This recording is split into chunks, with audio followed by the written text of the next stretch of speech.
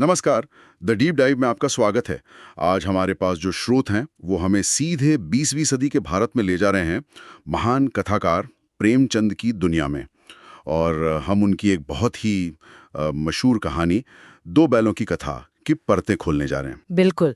और हमारा मकसद सिर्फ कहानी को दोहराना नहीं है, बल्कि ये समझना है कि प्रेमचंद की साहित्यिक सोच क्या थी, वो समाज के बारे में क्या कहना चाहते थे और कैसे उन्होंने ये सारी बड़ी बड़ी बातें दो बैलों की एक सीधी सादी सी लगने वाली कहानी में पिरो दी। सही बात है।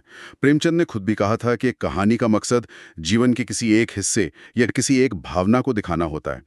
तो चलिए इस पड़ताल में हम मिलकर खोजते हैं कि दो बैलों की इस कहानी में वो कौन सी गहरी भावना छुपी है। सबसे पहले प्रेमचंद को समझना जरूरी है ना।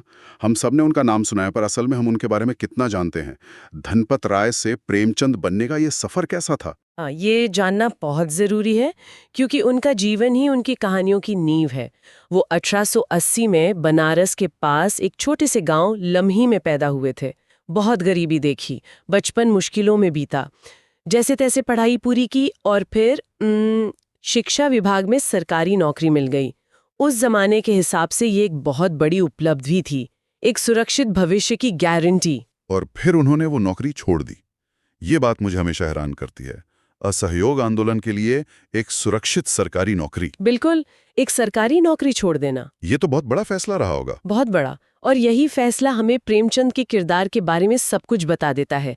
उनके लिए देश की आज़ादी और अपने उसूल मतलब किसी भी नौकरी से ज्यादा कीमती थे। वो सिर्फ एक लेखक नहीं थे जो बंद कमरे में बैठकर समाज के बारे में लिखते थे। वो एक एक्टिविस्ट थे, एक सिपाही थे जो उस लड़ाई में खुद शामिल थे। और यही आग, यही समर्पण हमें उनकी कहानियों में दिखता है, चाहे वो गोदान हो, गबन हो या मानस सरोवर की कोई भी कहानी। और उनकी लिखने की ताकत क्या थी? आज भी लोग उनकी कहानियां पढ़ते हैं, ईदगाह पढ़कर भावुक हो जाते हैं। ऐसा क्या जादू था उनकी कलम में? उनकी सबसे बड़ी खासियत थी उनकी भाषा। स्रोत में भी इसका जिक्र है कि बड़ी से बड़ी बात को सरल भाषा में सीधे और संक्षेप में कहना प्रेमचंद के लेखन की प्रमुख विशेषता है। मतलब वो बहुत मुश्किल और गहरी बात भी एकदम आम आदमी की भाषा में कह देते थे। कोई भारी भरकम शब्द नहीं, कोई बनावट नहीं, सीधी सरल दिल तक पहुंचने वाली बात।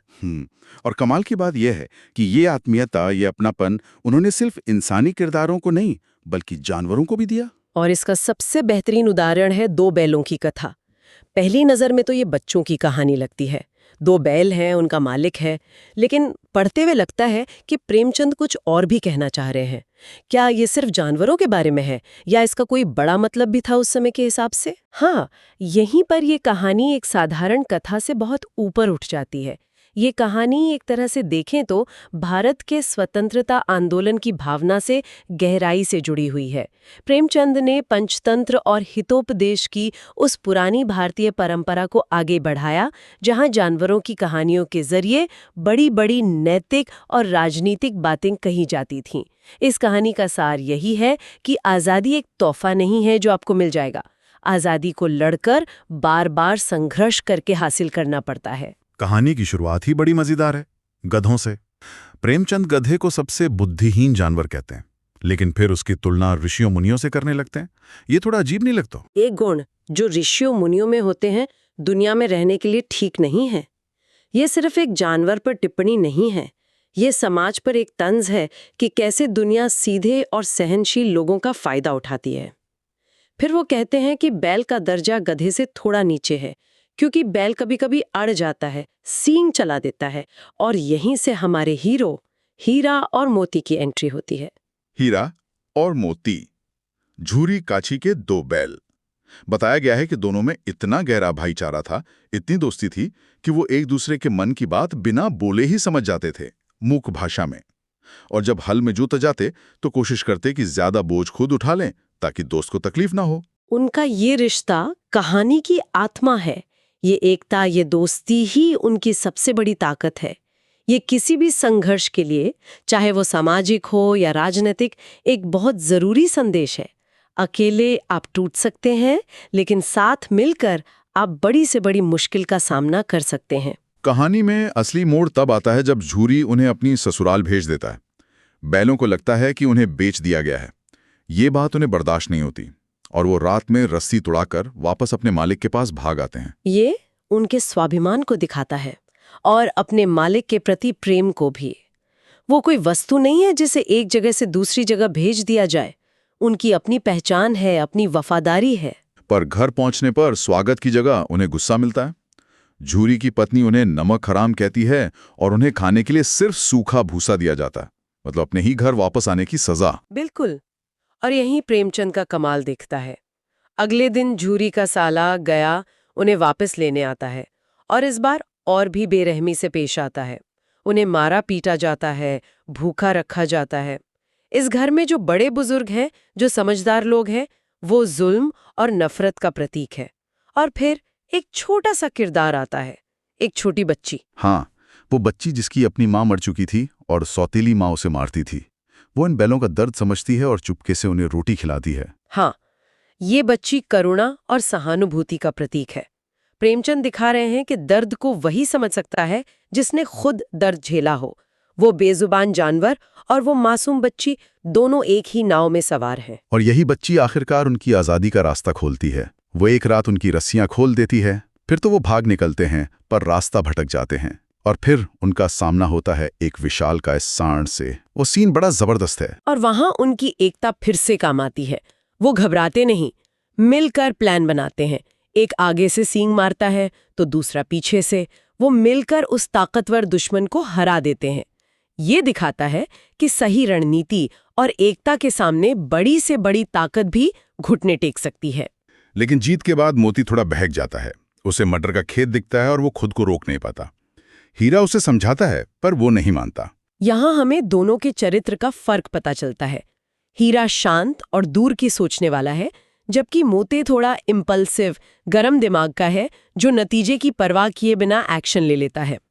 किसी भी आंदोलन में इन दोनों तरह के किरदारों की जरूरत होती है, एक जो योजना बनाए और दूसरा जो उसे अंजाम दे। और मोती की इसी हरकत की वजह से दोनों पकड़े जाते हैं। हीरा चाहता तो भाग सकता था, पर वो अपने दोस्त को मुसीबत में अकेला नहीं छोड़ता। जैसा वो सोचता है, फंसेंगे तो दोनों फंसेंगे। ये दोस्ती की मिसाल है। सही बात है। और इसके बाद वो अपनी यात्रा के सबसे काले अध्याय में पहुंचते हैं, कांजी हाउस। ये कांजी हाउस शब्द मैंने पहले ज्यादा नहीं सुना था। क्या ये उस समय आम हुआ करते थे? हाँ, कांजी हाउस एक तरह का बाड़ा या जेल होती थी, जहां लावारिस या खेतों में घुसने वाले जानवरों को बंद कर दिया जाता था। एक तरह से पशुओं की जेल। और कहानी में ये जगह गुलामी और शोषण का सबसे बड़ा प्रतीक है। वहां के हालात भयानक थे। भैंसें, बकरियां, घोड़े, गधे सब बंद थे, पर किसी के सामने चारा नहीं था। सब इतने कमजोर थे कि खड़े भी नहीं हो पा रहे थे, जमीन पर मुर्दों की तरह पड़े थे। ये पढ़कर ही एक तरह की घुटन महसूस होती है। ऐसा लगता है जैसे सारी उम्मीद खत्म हो गई हो। और जब सारी उम्मीद खत्म हो जाती है, तभी विद्रोह का जन्म होता है। जब रात में भी उन्हें खाने को कुछ नहीं मिलता, तो हीरा के दिल में विद्रोह की आग भड़क उठती है। वो फैसला करता है कि वो इस कच्ची दीवार को तोड़ देगा। ये सिर्फ एक दीवार तोड़ने का फैसला नहीं है, ये गुलामी की जंजीरों को तोड़ने का ऐलान है। और फिर वो अपनी पूरी ताकत से दीवार पर सींग मारता है।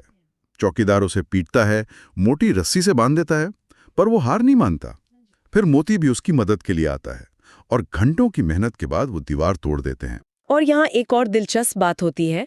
जैसे ही दीवार टूटती है, घोड़ियां, बकरियां, भैंसें सब भाग जाते हैं, लेकिन गधे वहीं खड़े रहते हैं, डर के मारे। वो कहते हैं जो कहीं फिर पकड़ लिए जाएं। अच्छा, तो ये गधे किसका प्रतीक है? ये शायद उन लोगों का प्रतीक है जो गुलामी के इतने आदी हो चुके हैं, जो इतने डरपोक हो चुके हैं कि आज़ादी का मौका सामने होने पर भी उसे अपनाने की हिम्मत नहीं कर पाते। वो उसी व्यवस्था में रहना ज़्यादा सुरक्षित महसूस करते हैं, चाहे वो कितनी भी शोषणकारी क्यों ना हो। ये तो बहुत गहरी बात है।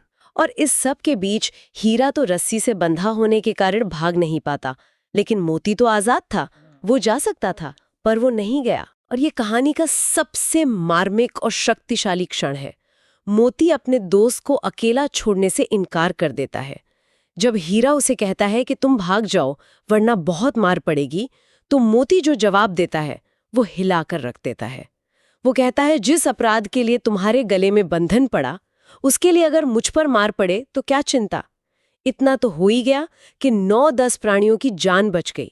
वे सब तो आशीर्वाद देंगे। ये एक सच्चे दोस्त, एक सच्चे क्रांतिकारी की आवाज है, जो निजी फायदे से ऊपर उठकर एक बड़े मकसद और अपने साथी के लिए त्याग करने को तैयार है। इसके बाद तो उनकी हालत और खराब हो जाती है। दोनों को मोटी रस्सियों से बांध दिया जाता है, भूखा प्यासा रखा जाता है और फिर 1 हफ्ते बाद उनकी नीलामी होती है। हाँ, वो बस हड्डियों का ढांचा रह गए थे। कोई उन्हें खरीदने को तैयार नहीं था। आखिर में एक दड़ियल, क्रूर दिखने वाला कसाई उन्हें खरीद लेता है। वो पल उनके लिए मौत जैसा था। उन्हें लगता है कि आप सब खत्म। वो कसाई के साथ बेजान से चले जा रहे थे, गिरते पड़ते। और तभी एक चमत्कार होता है। उन्हें अचानक लगता है कि ये रास्ता तो जाना पहचाना है। वही खेत, वही बाग, वही कुआं, ये तो उनके घर का रास्ता है। ये एहसास होते ही जैसे उनके मुर्दा शरीर में जान आ जाती है। बिल्कुल। उनमें अचानक एक बिजली सी दौड़ जाती है। उनकी सारी थकान, सारी कमजोरी गायब हो जाती है और वो पूरी रफ्तार से भागकर सीधे अपने घर, अपने मालिक झूरी के पास, अपने थान पर जाकर खड़े हो जाते हैं। ये उनकी घर वापसी है। ये उनकी आखिरी और सबसे बड़ी जीत है। तो ये सिर्फ एक जगह पर लौटना नहीं है, ये अपनी पहचान, अपना सम्मान, अपनी आजादी वापस छीन लेना है। बिल्कुल। और जब कसाई पीछे आकर उनकी रस्सियां पकड़ता है और कहता है कि ये मेरे बैल हैं, मैंने इन्हें नीलामी में खरीदा है, तब झूरी कहता है ये मेरे बैल हैं, मेरे दरवाजे पर खड़े हैं, ये अपने अधिकार का दावा है। और तब मोती का गुस्सा फूट पड़ता है। वो सींग चलाकर उस कसाई को गांव से बाहर तक खदेड़ देता है। ये उनके आत्मसम्मान की अंतिम पुष्टि है। उन्होंने सिर्फ अपनी आजादी नहीं पाई, बल्कि अपने ऊपर हुए हर जुल्म का बदला भी ले लिया। वाह! तो एक सीधी साधी सी लगने वाली कहानी में दोस्ती, संघर्ष, गुलामी, विद्रोह, त्याग और आखिर में जीत, कितने सारे भाव हैं। प्रेमचंद ने 2 बैलों के जरिए कितनी बड़ी बात कह दी। यही तो उनकी महानता है। उन्होंने दिखाया कि आजादी की चाहत हर जीवित प्राणी में होती है, चाहे वो इंसान हो या जानवर। और ये आजादी भीख में या सिर्फ सहन करने से नहीं मिलती। उसे लड़कर, संघर्ष करके और अगर जरूरत पड़े तो सींग चलाकर हासिल करना पड़ता है। ये कहानी सिर्फ 2 बैलों की नहीं है, ये हर तरह के अत्याचार और गुलामी के खिलाफ खड़े होने की भावना की कहानी है। तो जहां से हमने शुरू किया था, कहानी की शुरुआत में लेखक ने एक सवाल उठाया था कि क्या गधे की तरह सब कुछ सह लेना एक गुण है या एक अवगुण जो शोषण को दावत देता है। हीरा और मोती का ये पूरा सफर देखने के बाद ये कहानी एक बड़ा सवाल हमारे लिए छोड़ जाती है। हाँ, ये सोचने पर मजबूर करती है कि अन्याय का सामना करते हुए सहनशीलता और सक्रिय प्रतिरोध के बीच सही रेखा कहाँ खींचनी चाहिए, कहाँ तक सहना सही है और कब हीरा मोती की तरह अपने हक के लिए आवाज उठाना और लड़ना जरूरी हो जाता है। ये एक ऐसा सवाल है जिसका जवाब शायद हर व्यक्ति और हर समाज को अपने अपने हालात में खुद खोजना पड़ता है।